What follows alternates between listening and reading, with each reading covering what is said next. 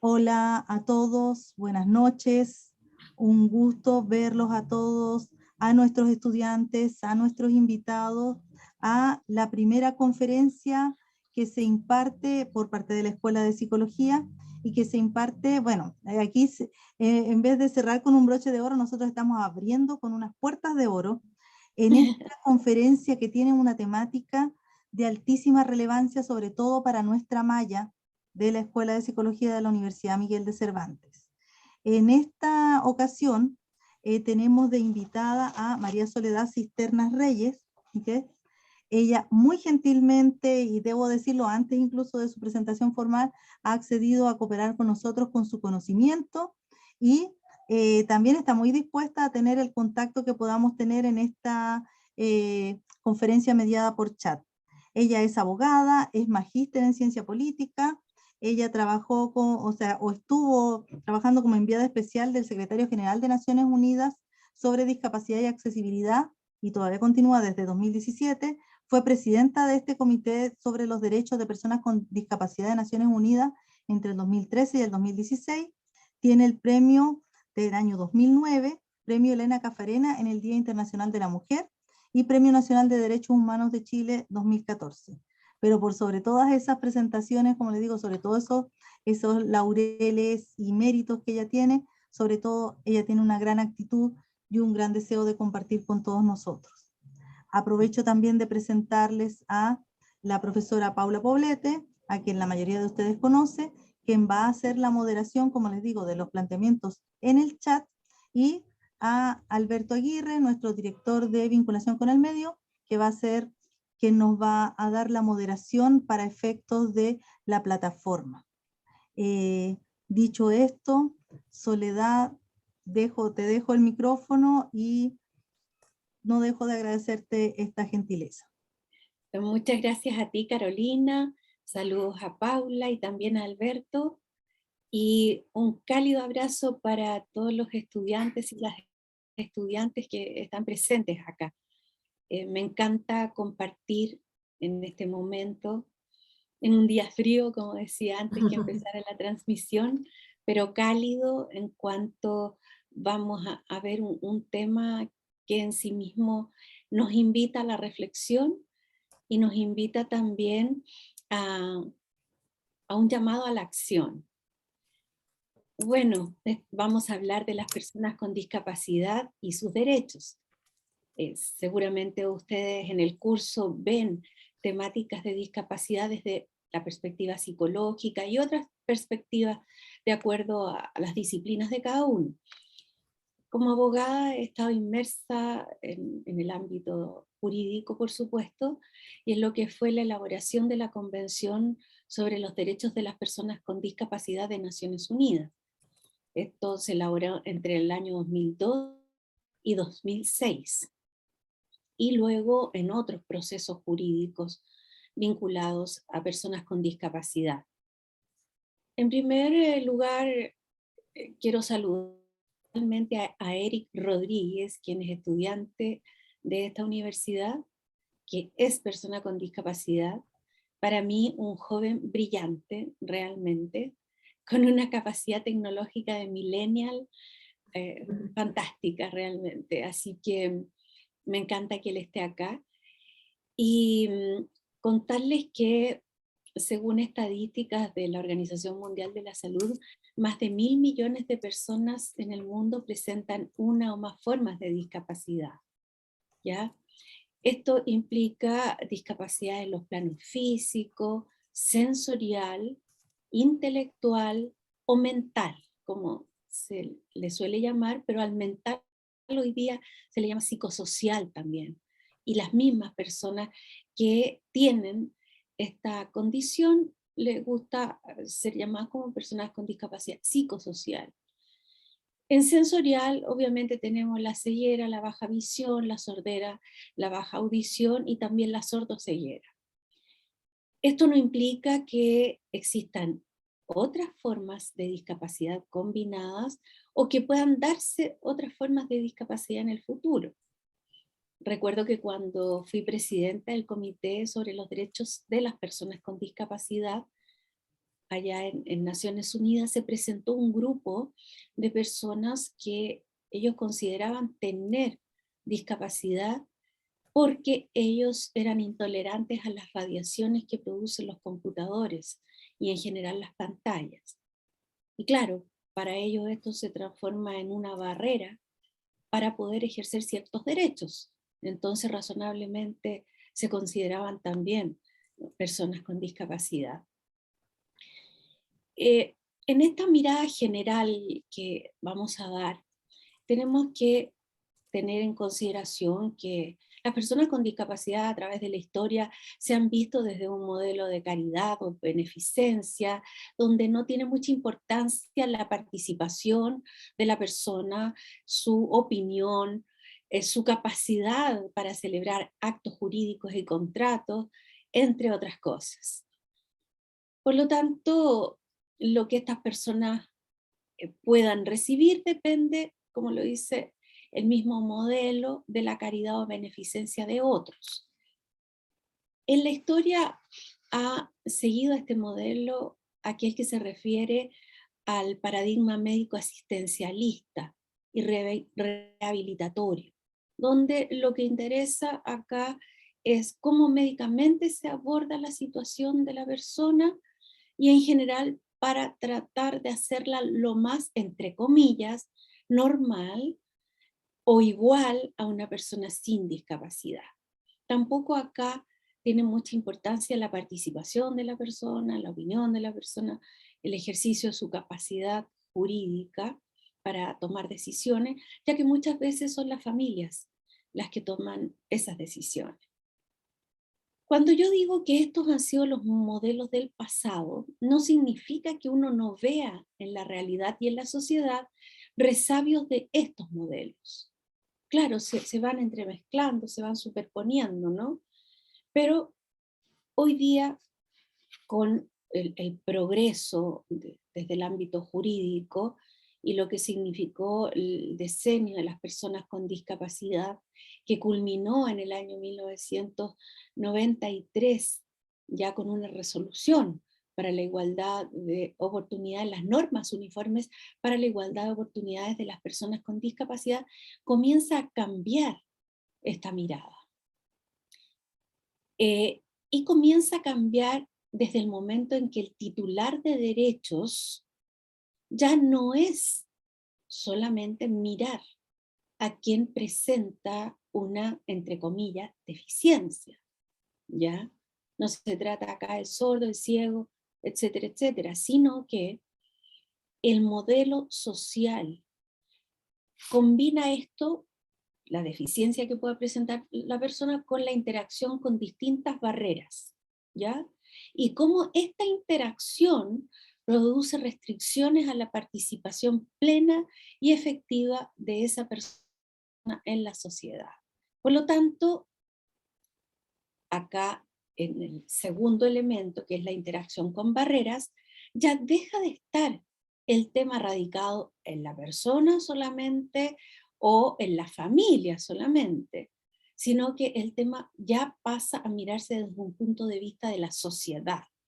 Una sociedad que está obligada a eliminar barreras, de tal manera que la persona experimente menores restricciones posibles a su participación plena y efectiva en la sociedad. O sea, es un concepto multifocal. Tenemos que nunca dejar de ver estas tres aristas para conformar lo que es el titular de derechos, persona con discapacidad. Fíjense ustedes que hasta el nombre fue cambiando, porque cuando se declara el decenio, 1983-1993, las mismas Naciones Unidas hablaban del decenio de los impedidos. Y después, jurídicamente se ha cambiado el nombre, ¿no? Ya no figura prácticamente ese mismo decenio como el decenio de los impedidos, sino que fue el decenio de las personas con discapacidad. Por lo tanto, todo esto de los minusválidos, de los lisiados, y todo eso son conceptos que han quedado obsoletos. Incluso hablar de los discapacitados. Y hago énfasis en esto porque ha sido materia de un debate grande. Como decía, entre el año 2002 y 2006 se elaboró la Convención sobre los Derechos de las Personas con Discapacidad en Naciones Unidas, donde acá pasamos ya a llamar que existe un modelo de derechos humanos. O sea, se plasma en norma jurídica el modelo social de las personas con discapacidad.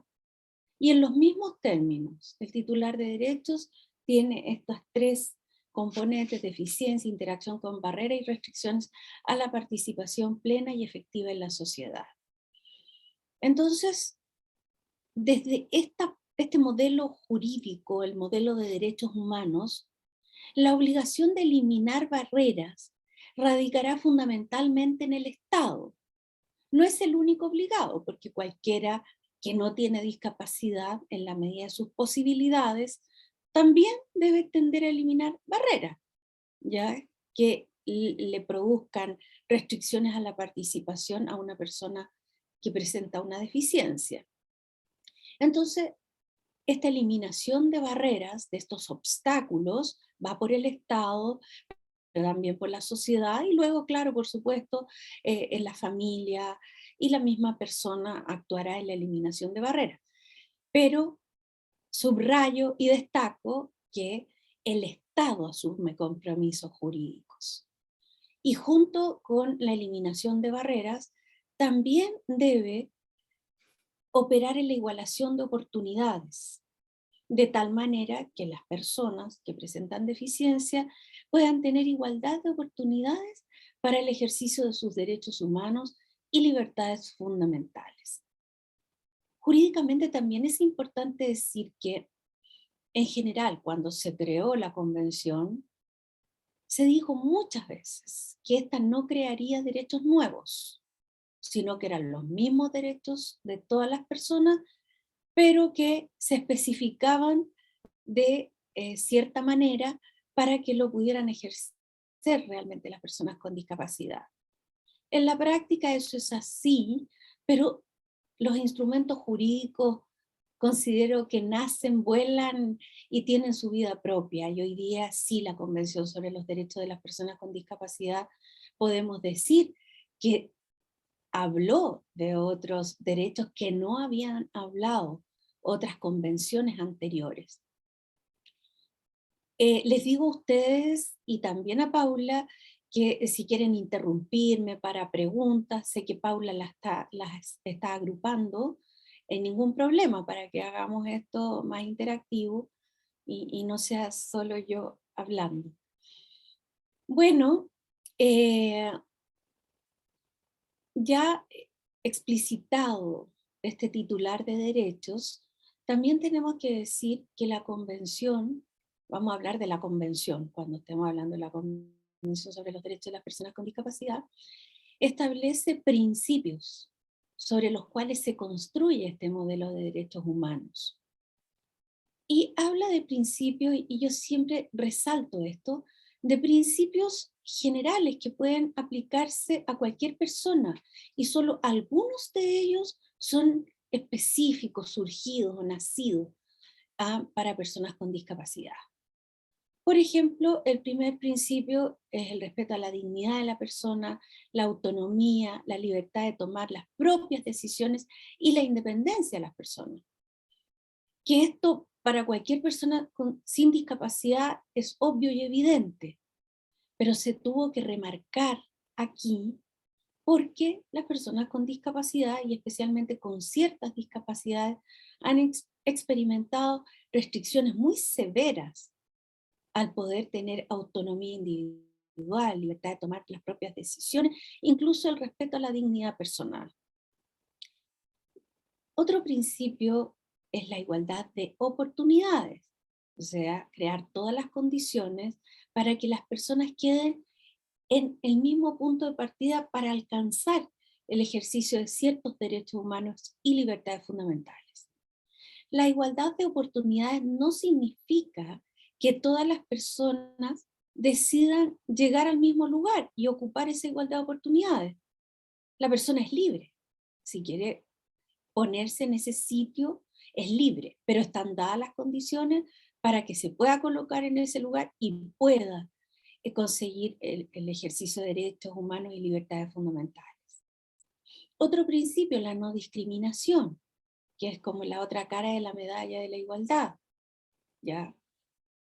La discriminación son aquellas distinciones, restricciones o exclusiones que producen, se realizan con el propósito o producen el efecto de obstaculizar o menoscabar el reconocimiento, goce y ejercicio de derechos humanos y libertades fundamentales.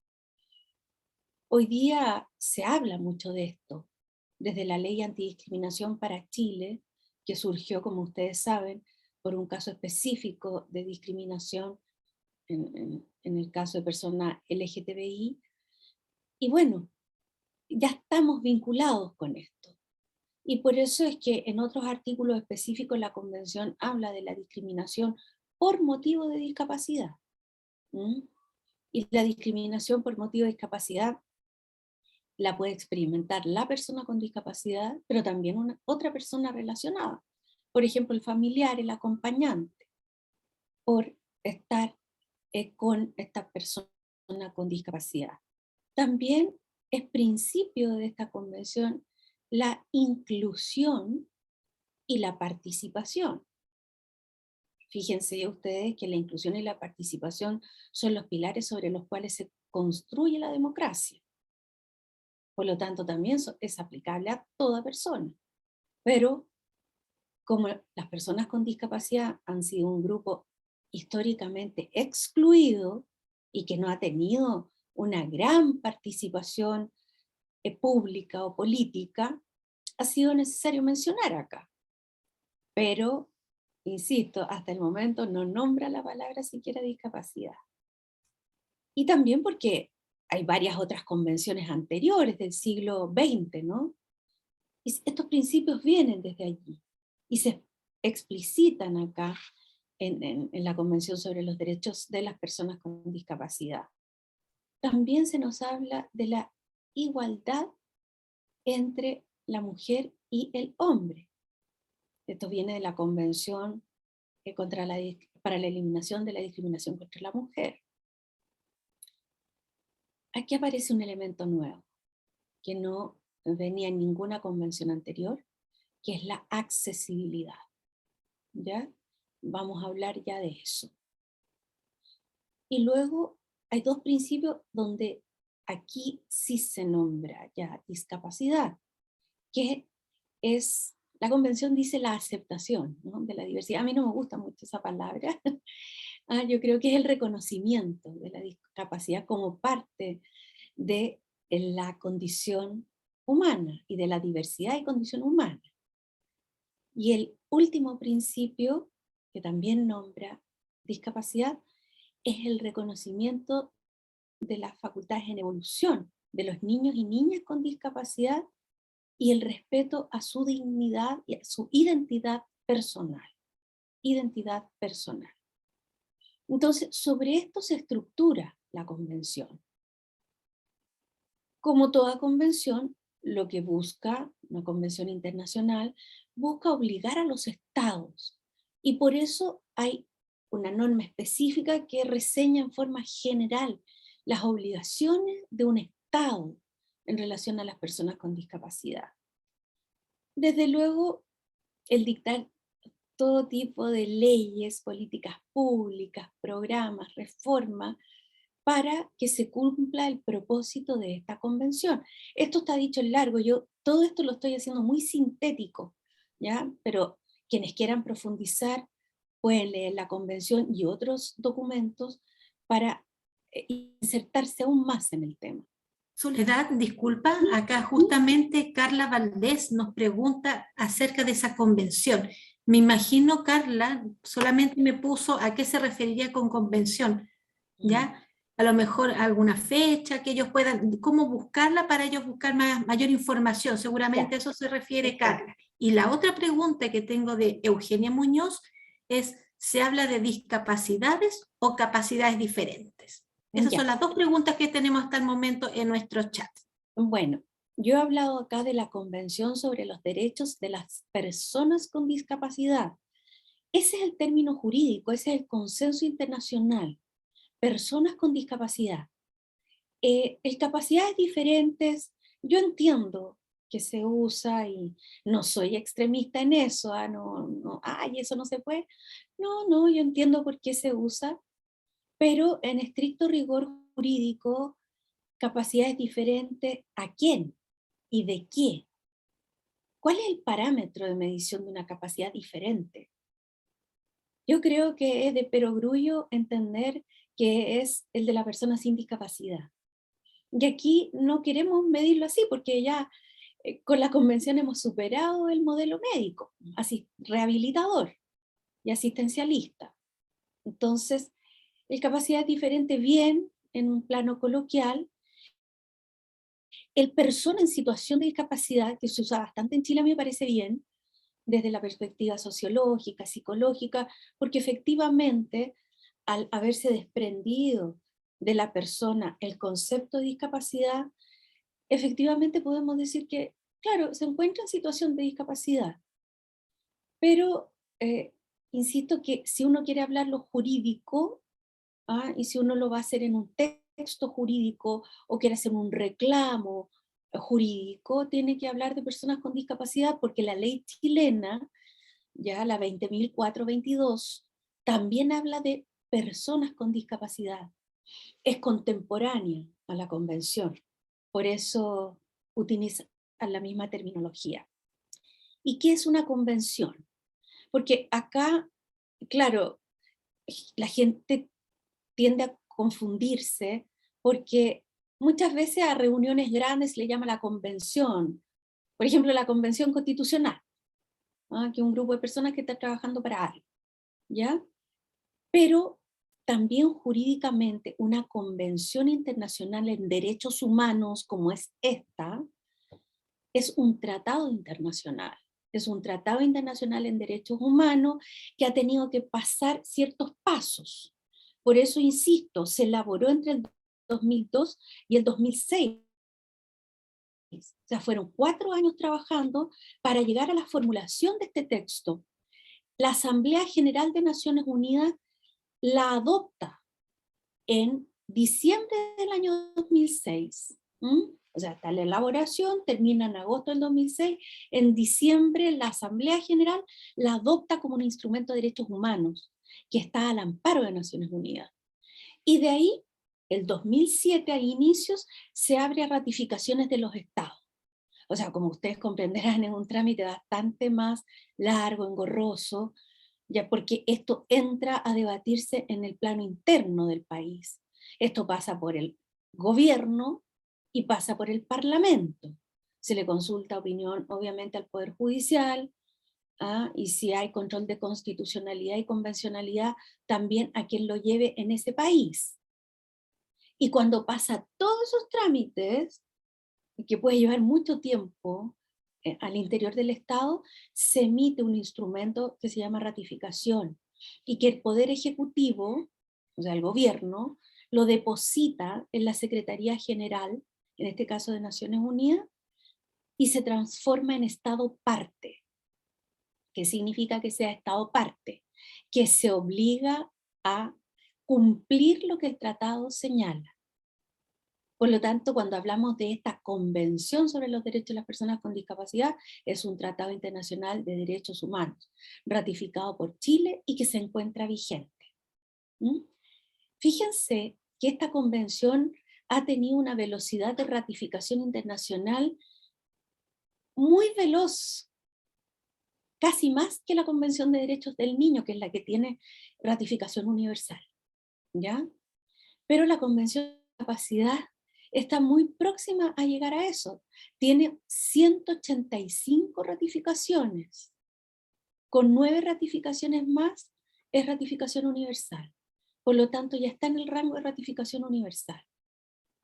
O sea que la mayoría de los países del mundo han ratificado y señalan su compromiso a obligarse por este tratado.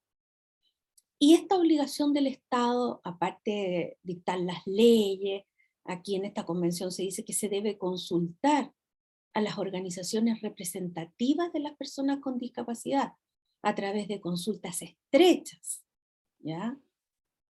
Y hay otras obligaciones, por ejemplo, en los estados federales, las normas obligan a los estados federados, las normas interpretativas también está allí, en que cualquier norma que sea más favorable a la persona con discapacidad se aplicará a esa. O sea, vale decir, la convención es el piso de estándar para que se aplique a una persona con discapacidad. Entonces, la obligatoriedad internacional tiene un plano interno, que es cómo el Estado va cumpliendo la norma, estas normas, pero también uno internacional, que está declarando que se obliga a presentar informes periódicos ante un comité sobre los derechos de las personas con discapacidad de Naciones Unidas. Tal vez son muchos conceptos juntos, pero quiero decirle que hay 10 comités de derechos humanos en Naciones Unidas, ¿ya? 10. Uno de esos es el Comité sobre los Derechos de las Personas con Discapacidad, que está a un nivel tan alto como lo que siempre escuchamos, la Convención de los Derechos del Niño, la Convención para la Eliminación de toda la forma de discriminación contra la mujer. Se escucha menos la primera convención, que es contra la discriminación racial, el Pacto Internacional de Derechos Civiles y Políticos, el Pacto Internacional de Derechos Económicos, Sociales y Culturales, que ahí viene todo el catastro de derechos para todas las personas, pero también hay una convención contra la tortura y otros tratos o penas crueles, inhumanos o degradantes, la Convención para la Protección de los Derechos de los Trabajadores Migratorios y sus familias. Todas esas son del siglo XX. Y en el siglo XXI la primera es la Convención sobre los Derechos de las Personas con Discapacidad y la segunda es la Convención contra las Desapariciones Forzadas. Entonces, un Estado cuando se obliga, está diciendo yo me someto a el examen que este Comité de Derechos Humanos, en este caso el de discapacidad, haga a un informe que yo le tengo que presentar, ¿ya? Y esto es bastante importante porque es un examen bastante largo, ¿no? Porque hay una serie de intercambios de documentos escritos, el informe del Estado, los informes de las organizaciones de la sociedad civil, reuniones a puertas cerradas con las organizaciones de la sociedad civil y los expertos del respectivo comité, los INDH, o sea, Instituciones Nacionales de Derechos Humanos también, todos quienes quieran participar pueden participar dando información. Y culmina esto, que es lo más visible, el diálogo constructivo con el Estado parte, donde va la delegación del Estado y el comité bombardea con preguntas, ¿no es cierto? Y la delegación tiene que ir contestando. Ese proceso toma un día completo, ¿ya? Es bastante extenuante. Los expertos se preparan, cuando yo estuve en comité también me preparaba mucho para hacer muchas preguntas muy precisas a los estados. Y luego de eso entonces se elabora una observación final, donde el comité le dice al Estado, mire, usted está bien en esto, pero, y ahí vienen los pero. Y el informe inicial es artículo por artículo que se le va diciendo al Estado en lo que está fallando y cómo debería cumplirlo. Chile rindió esto en el año 2016 y este año le corresponde el primer informe periódico, porque el del 2016 fue el informe inicial y ahora viene el periódico, ¿ya? Soledad, disculpa que te interrumpa, acá tengo justamente, voy a asociarlo al tema que tú estás hablando del Estado y una pregunta que Pedro Valencia, un estudiante de nuestra universidad y alumno ahí de mío, escribe este mensaje. Estimada profesora, muchas gracias por compartir sus conocimientos y experiencias. Consulta, ¿cómo las diferentes dictaduras militares en América Latina afectaron el abordaje y la sensibilización sobre discapacidad en Chile? Interesante pregunta, amplia. Claro, es una pregunta amplia, donde claramente, el retorno a la democracia fue en el año 90, ¿ya? Donde todavía no empezaba tan fuerte el movimiento social para llegar al modelo de derechos humanos de las personas con discapacidad. Por lo tanto, es de perogrullo saber que se enfocaba a la persona desde un modelo caritativo, benéfico o médico rehabilitador, ¿ya? Siempre que hay intervenciones médicas, el modelo médico rehabilitador y asistencialista surgió después de la Primera y Segunda Guerra Mundial, o sea, donde esto de hacer a la persona con discapacidad lo más normal posible, ¿m? Y donde es distinta la mirada de hoy día. Hoy día a la persona se le reconoce con su discapacidad y la persona quiere ser reconocida con su discapacidad, no que lo obliguen a actuar de otra forma o hacer otras cosas, utilizar aquello que para los demás es lo más normalizado, ¿ya? Y por lo mismo surgen otros conceptos jurídicos acá. Todo lo que es, hablamos ya de la accesibilidad, que antes no se visualizaba eso, pero también hoy día los ajustes razonables, que esto seguramente Paula en psicología tal vez lo debe trabajar. Ajustes razonables son las modificaciones o adaptaciones que se requieren en un caso particular, ¿ya? Para una persona con nombre y apellido, para que pueda ejercer sus derechos humanos y libertades fundamentales, esa persona con discapacidad. ¿Mm? Y esto ha sido muy expresado en las observaciones finales del comité y en otros instrumentos que elaboran los comités, que son los General Comments, donde se toma una norma y se va elaborando para dar orientaciones a los estados y a la sociedad civil de cómo se aplica. En la educación es fundamental el ajuste razonable para los estudiantes con discapacidad. Y eso requiere una comprensión del modelo de derechos humanos por parte de los profesores y de los compañeros y compañeras. A mí me gusta mucho usar, este lo inventé yo, derechos y no favores. ¿Ah? Así como la convención, el lema de la convención fue nada sobre nosotros sin nosotros y nosotras, también yo creo que hoy día es derechos y no favores, la verdad. ¿Mm? Y aprovecho de decirlo en este momento porque a raíz de otra universidad me comentaban el caso de que estudiantes se sentían segregados, ¿ah? De los estudiantes sin discapacidad, por ejemplo, un joven con parálisis cerebral. Y habló ahí con las autoridades, con el rector de esa universidad para explicarle, y que él quería explicarle a sus compañeros y compañeras de que él era igual que los demás, solo en un envase, por decir, distinto, en un formato diferente. Y eso, bueno, es un tema que lo he trabajado bastante y que también lo vamos a ver un poquito más adelante acá. ¿Mm? Bueno, ya con esta primera parte, quiero decirles que luego la convención empieza a desarrollar ya los temas, ¿no? La igualdad, la no discriminación en específico.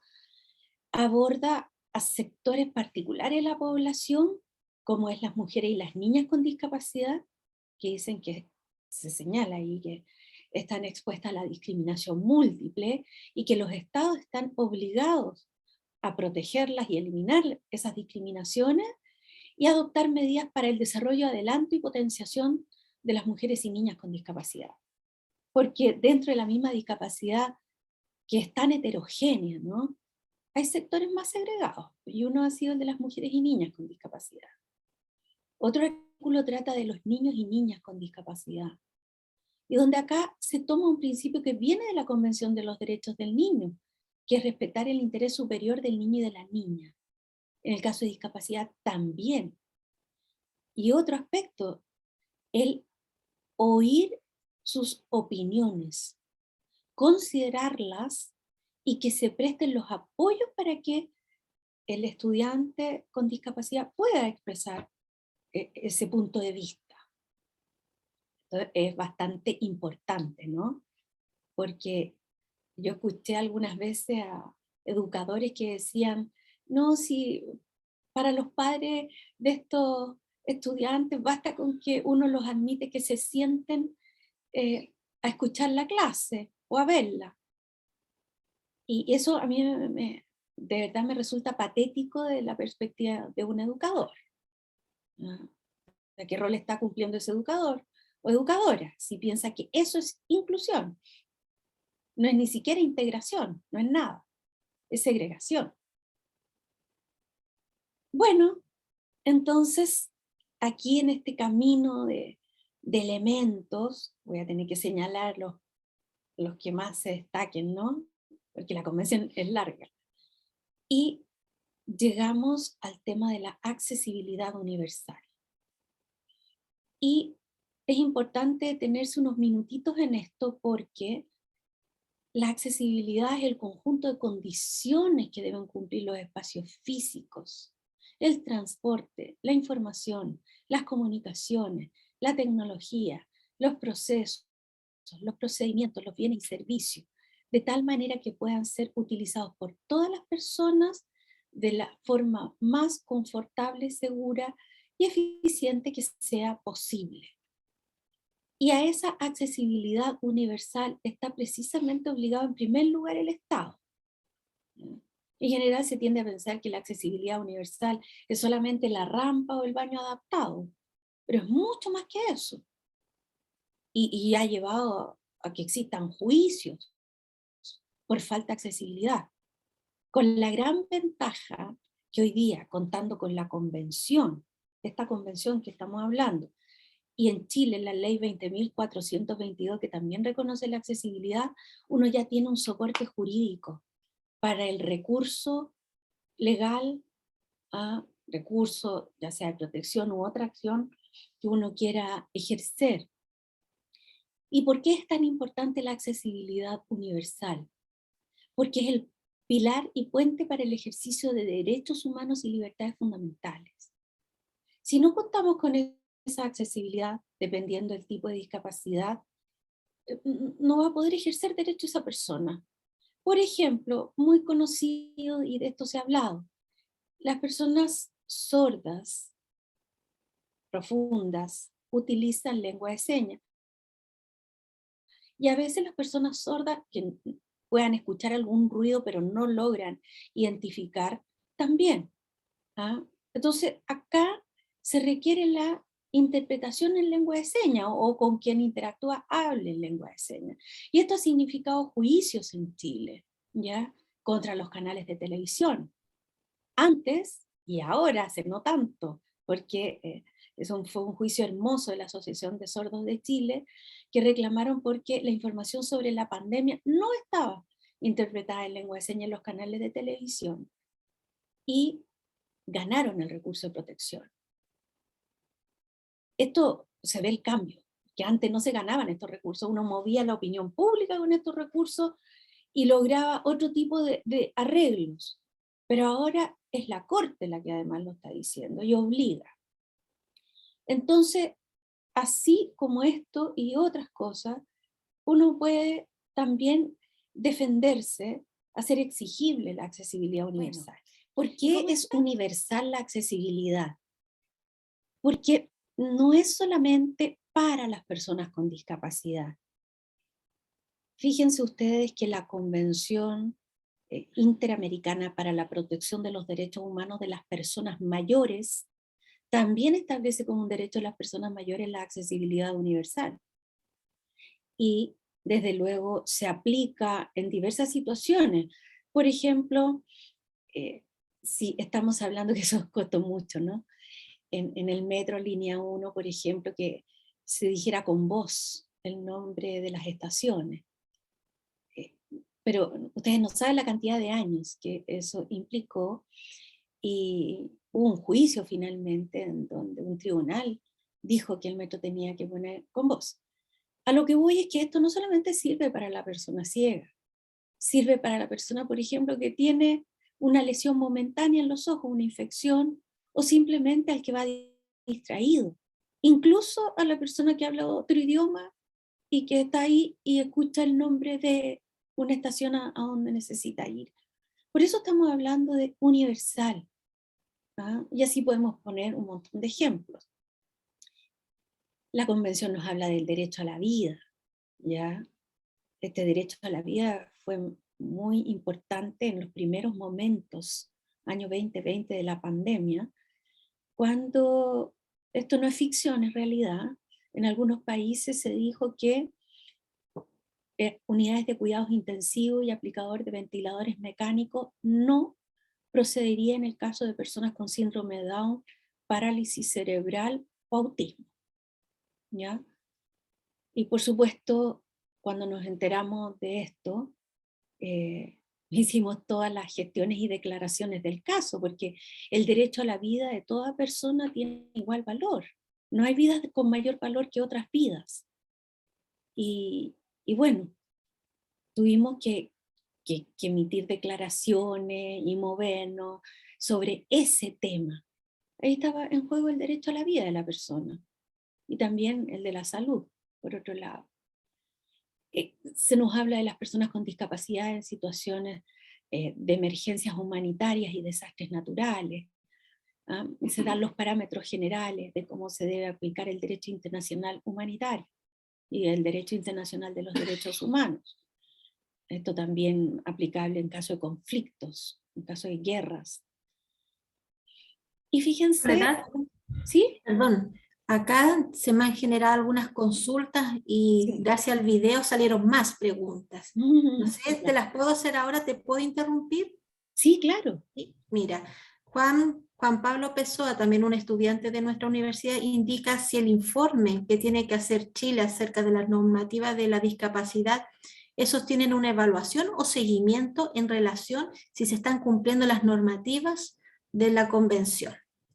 De eso se trata, porque el informe periódico, ¿cómo se hace? A diferencia del informe inicial, en que el Estado va contando por artículo todo lo que ha ido haciendo.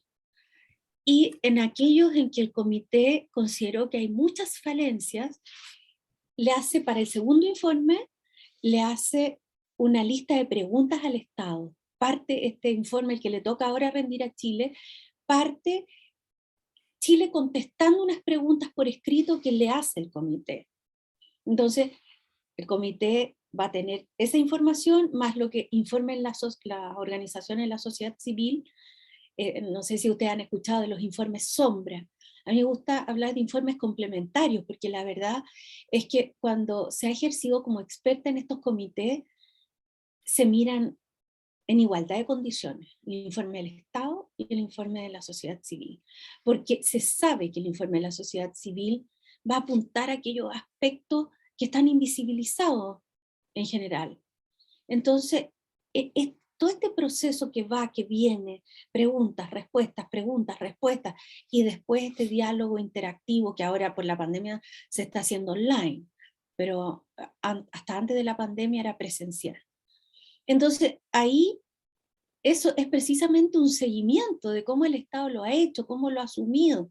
Seguramente ahora van a haber preguntas sí o sí en relación a la pandemia, ¿ah? Como el derecho a la salud, cómo se ha aplicado la atención en salud en caso de pandemia, etcétera, etcétera. Entonces, efectivamente, por algo son informes periódicos, son seguimientos que se hacen a través del tiempo respecto a si el Estado cumple o no cumple. La idea es que los estados cumplan, pero también puede ser que estén en falencia en algunas cosas y en otras simplemente haya afectaciones de derecho flagrantes. ¿Alguna otra pregunta? Sí, mira, aquí tengo también nuevamente Carla Valdés, que nos indica si escuchar a los estudiantes con discapacidad permitiría hacer cambios necesarios a nivel estructural. Por supuesto que sí. Por supuesto, es que a mí, bueno, yo creo que a toda persona con discapacidad, yo soy persona ciega, a toda persona con discapacidad yo creo que le llega en lo profundo el lema de la convención, nada sobre nosotros sin nosotros y nosotras. Y eso implica a los niños y niñas con discapacidad también, a los jóvenes, a los adolescentes, o a cualquier edad, porque el proceso educativo puede ser a cualquier edad, puede ser también una persona mayor. Entonces, evidentemente que es necesario oír a los estudiantes con discapacidad para los programas educativos mismos. Y para qué decir en caso de ajustes razonables, que como le explicaba, la persona con nombre y apellido requiere tal o cual ajuste o adaptación para ejercer su derecho, por ejemplo, a la educación. ¿Mm? Entonces, eso es algo que, sin lugar a dudas, la persona es una persona. Esto yo lo voy a ejemplificar porque se conversa mucho en el caso de los ciegos. Cuando la persona ciega está parada y alguien lo toma para llevarlo hacia un lado, y la persona ciega nunca pensó ir para allá o para acá. Estaba parado esperando a alguien, supongamos. Entonces, ahí lo primero es preguntar. ¿Necesita ayuda? ¿Lo puedo acompañar? ¿Lo ayudo a cruzar la calle? Pero no pescarlo como una maleta, o sea, siempre consultar. En esto que es tan sencillo y tan simple, y en cosas como es la elaboración de programas o metodologías también para el proceso educativo. No existen estudiantes no educables. Todo estudiante merece la respuesta educativa adaptada o adecuada a sus necesidades educativas individuales, que finalmente todos las tenemos. ¿Alguna otra pregunta, Paola? Mira, referente a esa misma materia de la escuela y la integración, Eugenia Muñoz nos pregunta, ¿la integración perjudica a los niños y niñas adolescentes en el ámbito educacional? Si la discapacidad es mental o psicosocial, hay niños en séptimo básico que no saben leer. Lo expongo porque mi hijo es profesor y tiene esa realidad. Antes había colegios diferenciales. Bueno, en un sistema, ahí está hablando de integración, que es una palabra que habla de un estadio distinto a la inclusión. ¿Ya? En la integración estamos hablando de un universo educativo donde hay un estudiante con discapacidad que tiene que asimilarse a cómo se está llevando adelante el proceso educativo en general. ¿Ya? En tanto, la inclusión implica la concepción de un sistema educativo que parte ya considerándolo a todos, desde inicio. Y eso no implica que no tenga un apoyo el estudiante con discapacidad. Por supuesto que sí puede tenerlo. En todas partes existen las unidades de apoyo pedagógico. Y entonces sí puede haber el soporte de ayuda, de apoyo, de reforzamiento, de instruir al profesor para la metodología más adecuada para ese estudiante. Lo que no se justifica, y que eso ha sido estudiado, ¿no? Que un profesor excluya a un estudiante con discapacidad porque en el fondo el temor es del profesor de no saber cómo abordar la necesidad educativa de ese estudiante. ¿Ya? Con eso creo que he dejado claro la Sí, pregunta. se entendió. Mira, voy a nombrarte dos preguntas más Ya. para que podamos avanzar y no ver interrumpida en este caso tu presentación. Pero aquí nos pregunta Mariana Cheuquepan, frente a cosificar la discapacidad, ¿de qué forma podemos trabajar la cosificación social en Chile? ¿Cuáles son los mecanismos de cambio desde el paradigma del modelo médico al social? Es con la llave mágica que se llama toma de conciencia. No es sensibilización que apela al sentimiento de estos pobrecitos, no es que sean desconsiderados con las personas con discapacidad tampoco, no. Se trata con consideración y respeto a la persona con discapacidad, pero desde una perspectiva de los derechos que tiene esa persona como tal. Esto, y aquí voy a hacer una explicación pasando a otro artículo que me parece indispensable nombrar. Igual reconocimiento como persona ante la ley, comúnmente llamado el de capacidad jurídica. Aquí la Convención hace un cambio radical. Este es uno de los cambios, pero más fuertes en lo jurídico. ¿Por qué? Porque en todas las legislaciones que emanaron con anterioridad al siglo XX, en el siglo XX y con anterioridad al siglo XX, como es, por ejemplo, nuestro Código Civil del año 1855, que nos dice que son absolutamente incapaces y nombra ahí a las personas sordas o sordomudas que no pueden darse a entender claramente, y los dementes. ¿Ya? En los dementes, un cajón que puede entrar, no sé, mil cosas, ¿no? Entonces, ¿qué ocurre con esto? Estas personas hasta el día de hoy pueden ser declaradas interdictas, son absolutamente incapaces y sus actos son nulos absolutamente. Entonces, o sea, a la luz de la ley chilena, no tienen facultad de ejercer derechos, celebrar actos, celebrar contratos, pero lo que es peor, tampoco considerar su voluntad para procedimientos médicos que pueden ser psicocirugías invasivas, irreversibles, esterilizaciones sin consentimiento, internaciones sin consentimiento, abortos forzados, una serie de situaciones que tienen que ver con la integridad de la persona, donde no se toma en consideración el consentimiento libre e informado. Bueno, la convención cambia esto. Dice, no, todos tienen capacidad jurídica plena en igualdad de condiciones con los demás. No significa que esté desconociendo que hay diversidades. Y por eso los incisos siguientes nos dicen que los estados deberán proveer los apoyos para ejercer esta capacidad jurídica cuando corresponda. ¿Ah?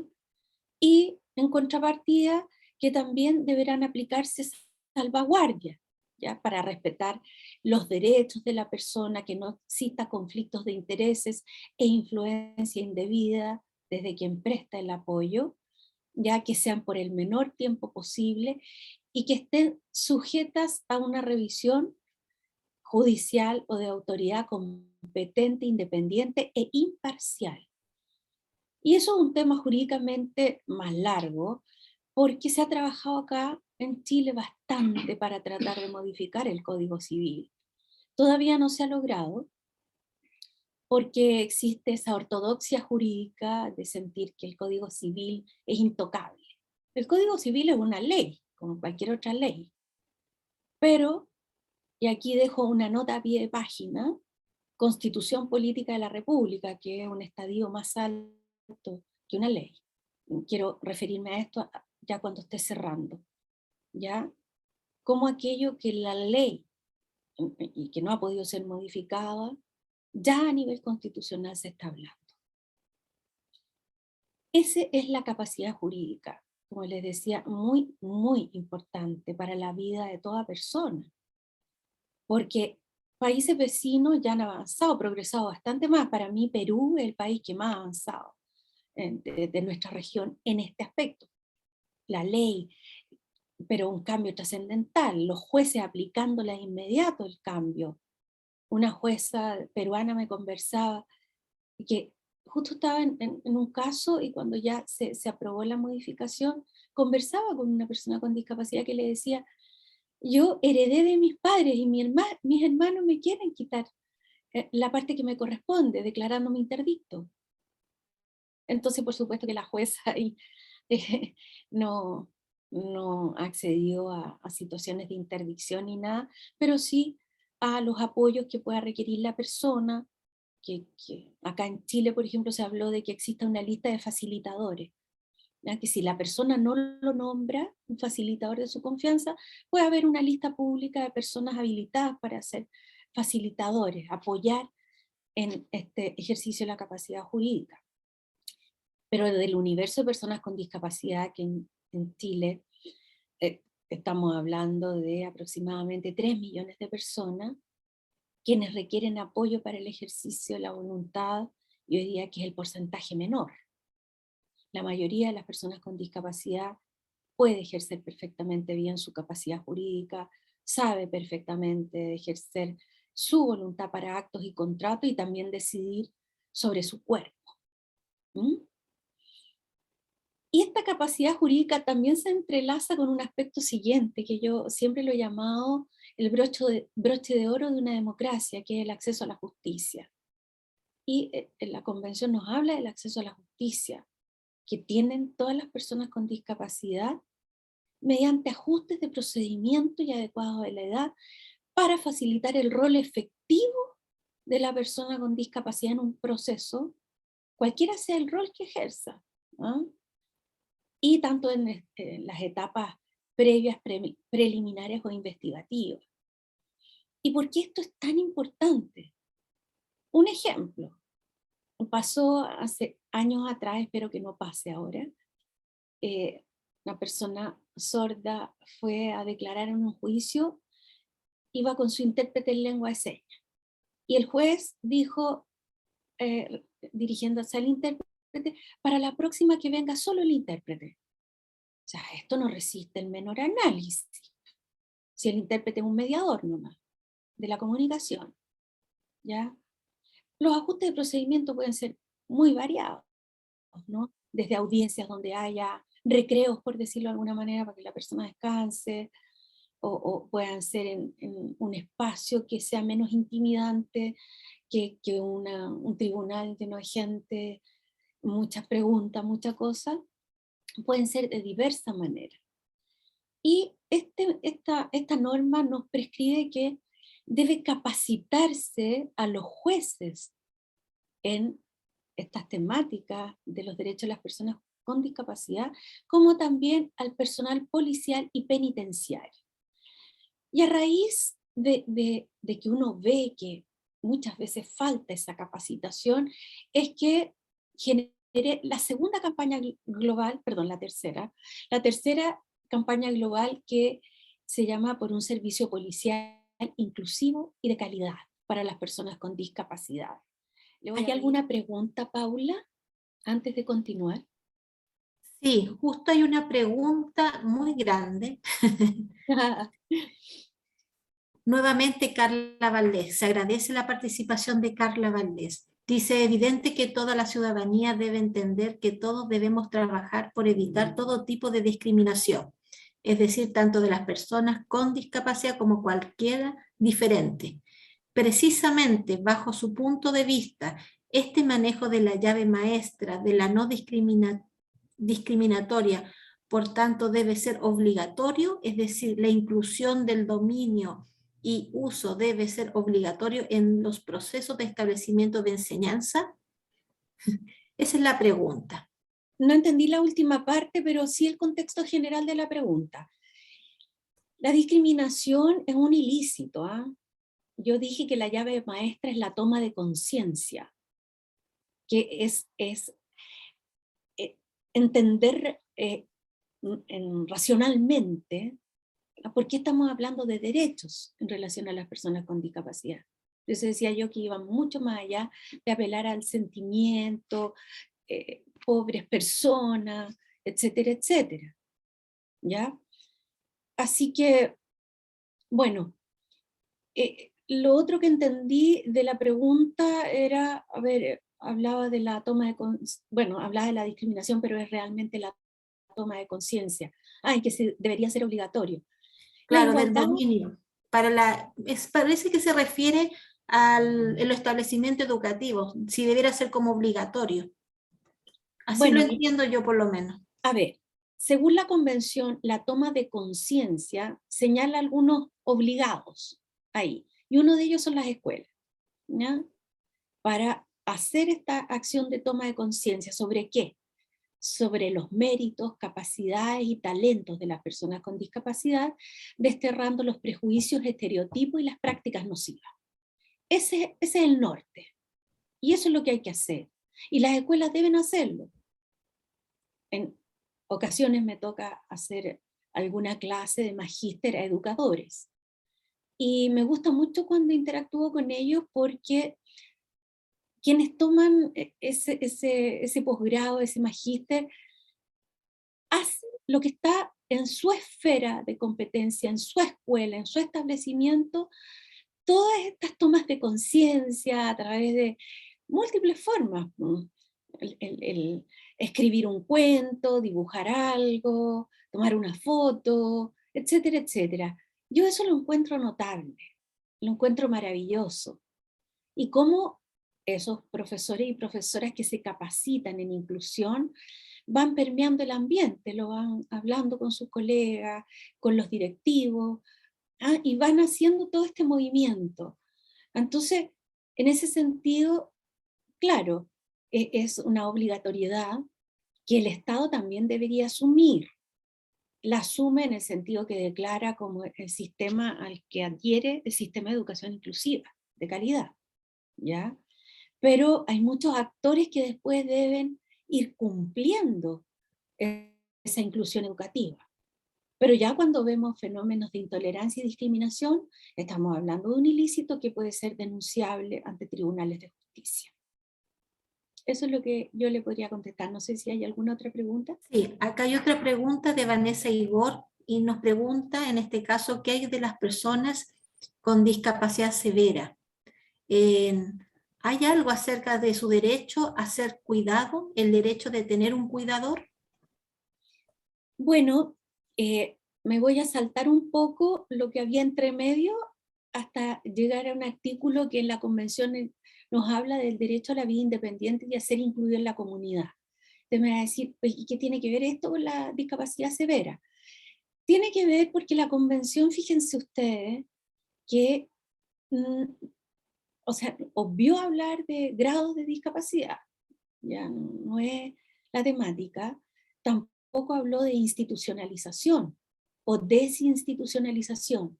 Siempre habló de una mirada propositiva, del ejercicio de un derecho. Y esto tiene que ver con el derecho de la persona a elegir cómo y con quién vivir, ¿no? Donde quiere, o sea, desarrollar ese propio plan de vida. Esto está más detallado aún en un General Comment del Comité sobre los Derechos de las Personas con Discapacidad. Pero ahí mismo en ese artículo se nos habla que la persona tiene derecho a ser atendida en todos los servicios que atienden a la comunidad. ¿Ya? Hasta ahí ok. Pero hay un inciso que nos da clara cuenta ya de un estadio superior, que es cuando dice que proceden los servicios de asistencia residencial o domiciliaria también, cuando corresponda. ¿Ya? Porque la convención está mirada no desde el prisma de que hay que internar personas, sino que hay que brindar los apoyos en los lugares donde esas personas se encuentran. Esto no es fantasía, me ha tocado conocer personas en otros países, claro, hay que atender la necesidad socioeconómica, pero también tiene que ver en las prioridades que se dan a las inversiones fiscales. He conocido personas de otros países tetraplégica completa, no se mueve nada de su cuerpo, es solamente, en algunos casos la persona puede hablar, mover los ojos, etc. Pero fíjense usted, vive entre comillas solo. ¿Por qué? Porque en ese país se le brinda la asistencia personal durante todos los días de la semana, las 24 horas del día. Y la persona elige a sus asistentes. Si no se siente conforme como es atendido por el asistente, tiene derecho a cambiarlo. Y el Estado paga. Entonces la persona, en teoría, vive sola. Y la persona quiere ir a la discoteca, conozco casos, puede pedir que lo lleven a la discoteca y va a la discoteca. Bueno, ahí estamos hablando de una discapacidad que requiere un apoyo intenso, intenso, intenso. Bueno, a eso es lo que aspiramos, eso es lo que queremos, no andar, que toda la solución sea internar personas. Yo creo que con esto he contestado, ¿no? De que por lo mismo la convención tiene una mirada tan distinta a como se ha visto y que les cuesta a muchas personas todavía entenderlo. Ahora, también a este tema me voy a referir cuando hacia el final hable de la Constitución, de la nueva Constitución. No, bueno, muy interesante el video que nos mostraste, Soledad. Sí, qué bueno. Sí, Sí, porque porque se nos hace mostraba... súper aplicable. Súper aplicable. Y justamente hay aquí un estudiante que nos pregunta si eso se está aplicando, o sea, o que sería ideal que en este caso Carabinero o todo el área de salud y las distintas partes tuvieran este tema de la accesibilidad que tú nos presentas. ¿Eso está sucediendo? Esa es la pregunta de Sheila Luna Aranda. Se está haciendo esfuerzos, hay lugares que hacen más esfuerzos que otros, ¿ah? Pero sí, bueno, la misma ley de urbanismo y construcción, en el caso de las construcciones, habla de la accesibilidad y regula ciertos aspectos en las construcciones nuevas, ¿ah? Y en las antiguas tienen que irse adecuando, ¿ah? O sea, ya deberían estar adecuadas, porque ya eso es obligación legal. Lo mismo la información, las comunicaciones, ya está reconocida la lengua de señas chilena, y así otros aspectos de accesibilidad que no son tan visibilizados como estos, pero seguramente algunos han visto medicamentos que vienen con braille. Así la persona ciega que lee braille puede tocarlos y saber. ¿Mm? Entonces, claro, depende del servicio, es como va siendo. A mí me sorprendió, a ver, no me acuerdo en este momento preciso el nombre de una repartición fiscal que ve los temas de propiedad intelectual y derecho a autor. Y a mí me sorprendió mucho cuando ellos me llamaron a hablar al personal porque ellos ya estaban implementando. Y me sorprendía mucho que ese servicio estuviera implementando cosas y ocupado y atentos a las personas con discapacidad. Así que, ¿qué es lo que pasa? Porque yo no voy a rehuir esto. ¿Qué es lo que pasa con nuestros carabineros?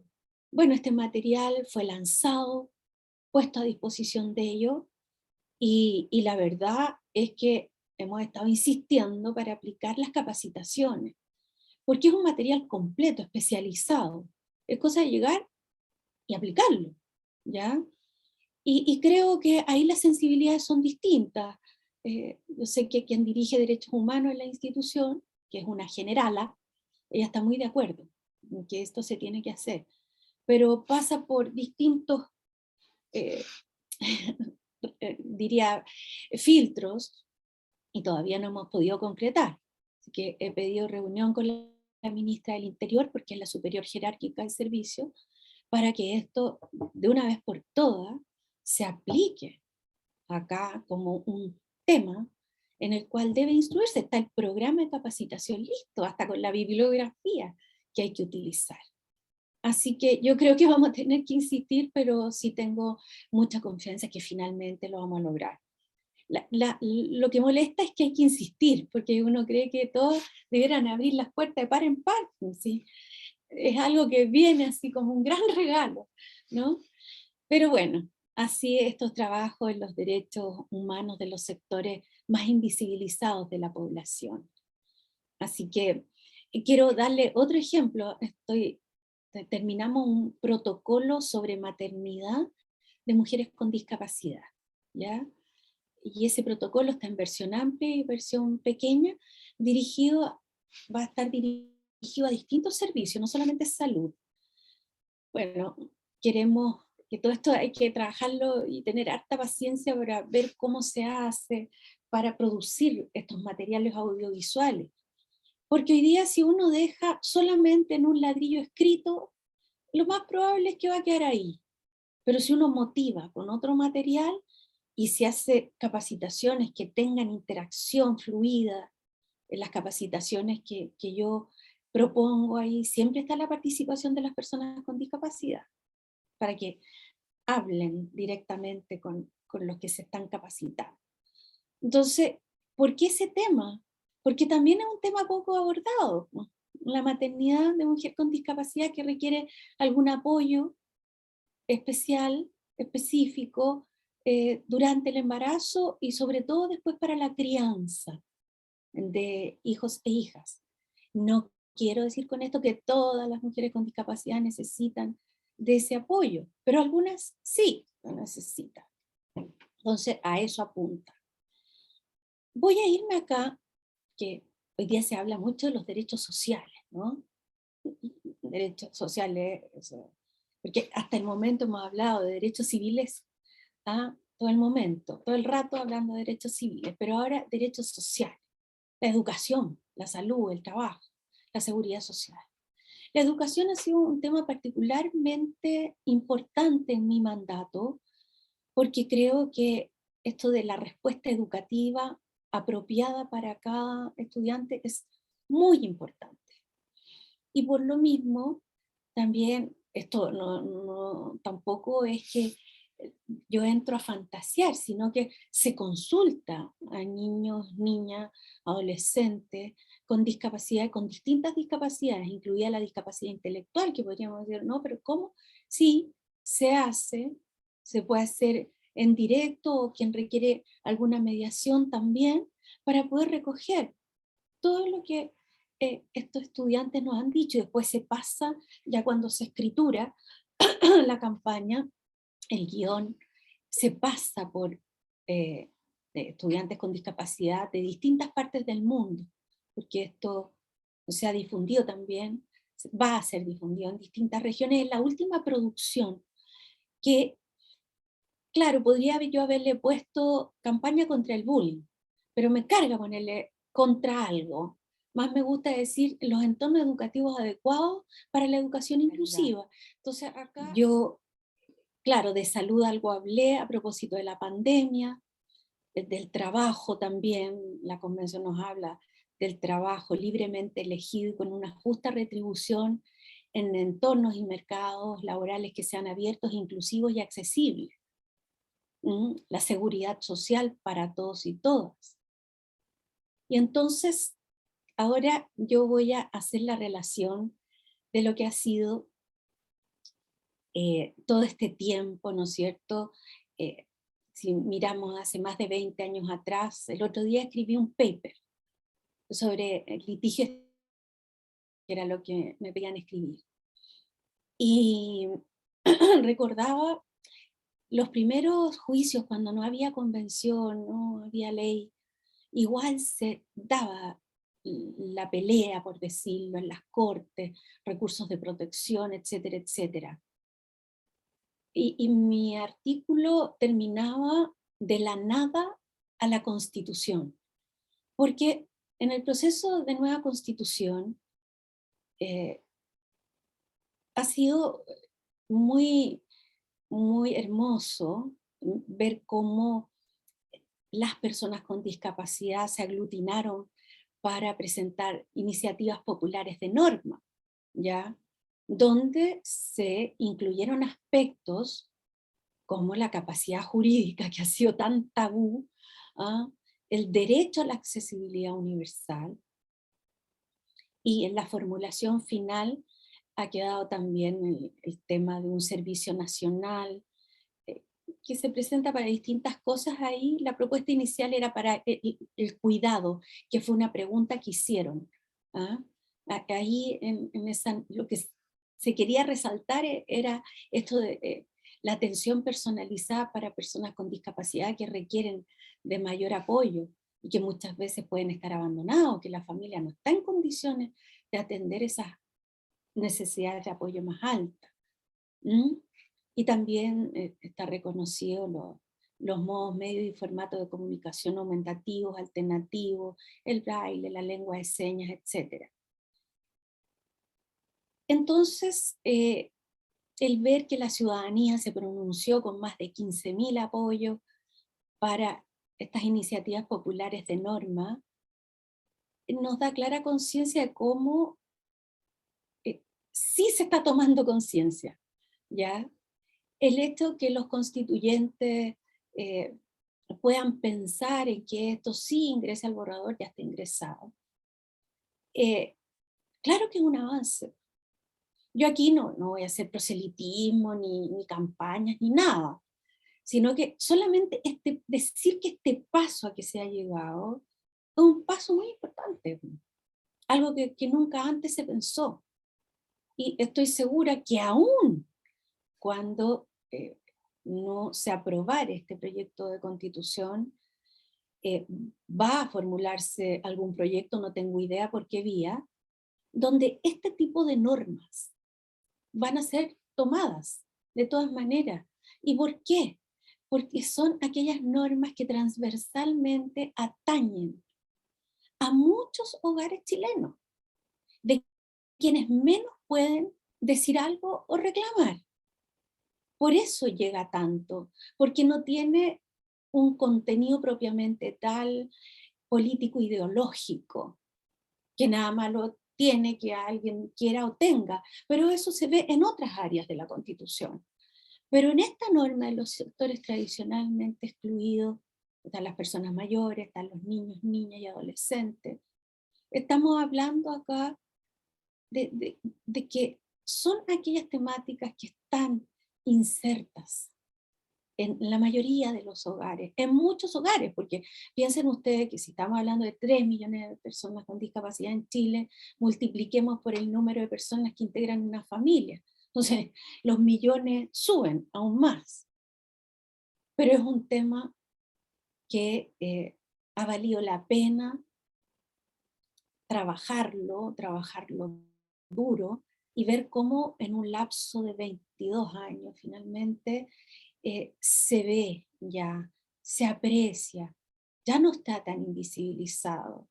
Y las personas con discapacidad ya están más conscientes de la exigibilidad de los derechos. Una convención como esta dio un soporte importante a las personas con discapacidad y a las organizaciones de personas con discapacidad que las representan para hacer exigibles estos derechos. Así que, Paula, yo quisiera terminar con este mensaje que a mí, el paper, y no es por decir, pero fue Harvard el que pidió este paper sobre el litigio estratégico, que me permitió ver cuántas derrotas hubo antes. Y de a poco va creciendo, creciendo, creciendo. Y hoy día entonces se ha podido ver en un alto nivel, o candidatos a convencionales constituyentes, personas con discapacidad. Eso era algo impensable antes.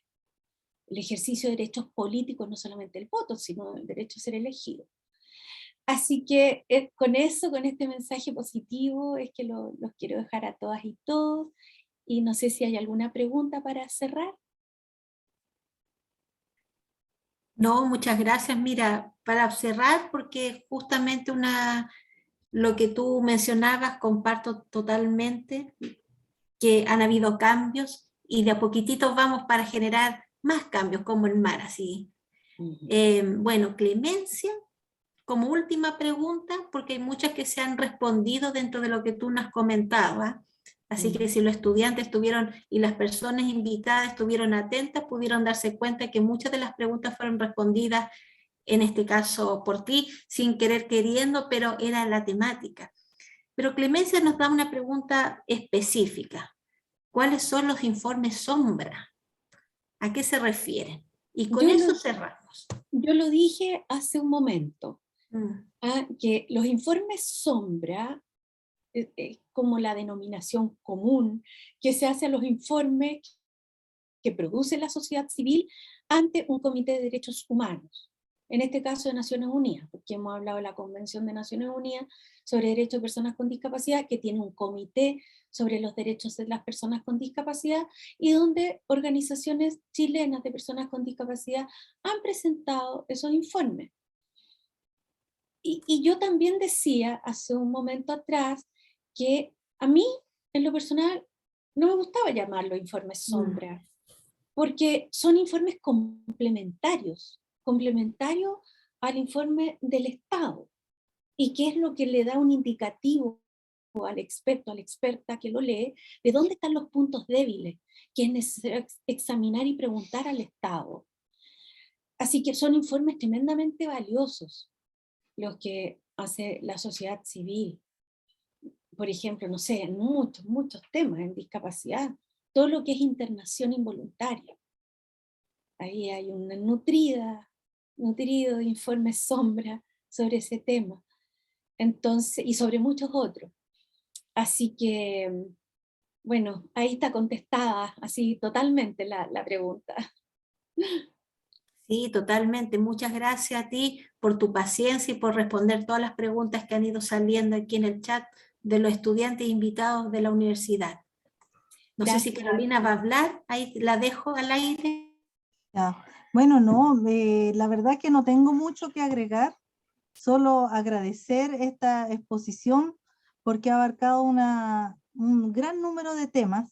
Pareciera que estuviera centrada desde el título en lo jurídico, pero lo jurídico nos compete a todos y nos compete de una manera que incluye las impresiones, los deseos, las intenciones, o sea, todo. Para mí la verdad que fue como bien iluminadora. Yo espero que para todos nuestros estudiantes invitados también lo haya sido esta exposición.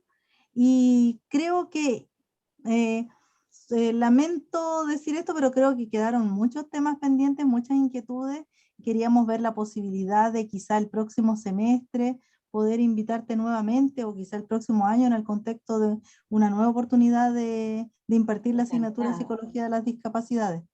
Encantada, e incluso cuando ha sido presencial antes de la pandemia, el estudio de casos, por ejemplo, reales que han planteado las personas, eso es interesantísimo. Así que un curso de esto, o sea, este tema da para un curso completo. Es cierto. Aquí hemos dado una radiografía para tener un barniz de esto, pero hubo algo que me gustó mucho lo que dijiste. El tema jurídico compete a todos. El derecho no es solamente para abogados. El derecho es algo, un instrumento para todos, los ciudadanos y ciudadanas. Y eh, yo creo que esta modalidad de traducir derecho material audiovisual me gusta mucho, porque lo hace más cercano, más aprehensible y motiva más también. Muchas gracias. No, muchas gracias a ti, Soledad, gracias a nuestros participantes que estuvieron muy activos y aparentemente bien comprometidos con la temática. Qué Y bueno. bueno, esto lo habíamos conversado también con Alberto, va a quedar disponible en la página de conferencias Universidad Miguel de Cervantes una vez digitalizado, para Ya, quienes lo pero quieran ver. Listo, muchas saludos gracias, Soledad. a los estudiantes. Ya, Sí, chao. bueno, y también despedirme en nombre de Francisca, que no pudo estar, solamente estuvo en la presentación, pero ella, nuestra Francisca Ortega, nuestra vicerrectora de vinculación con el medio, que también estuvo para darnos la bienvenida, para hacer los nexos, agradecerle mucho este contacto. Mucho Gracias, que estés cariño. muy bien. Chao, chao. Chao.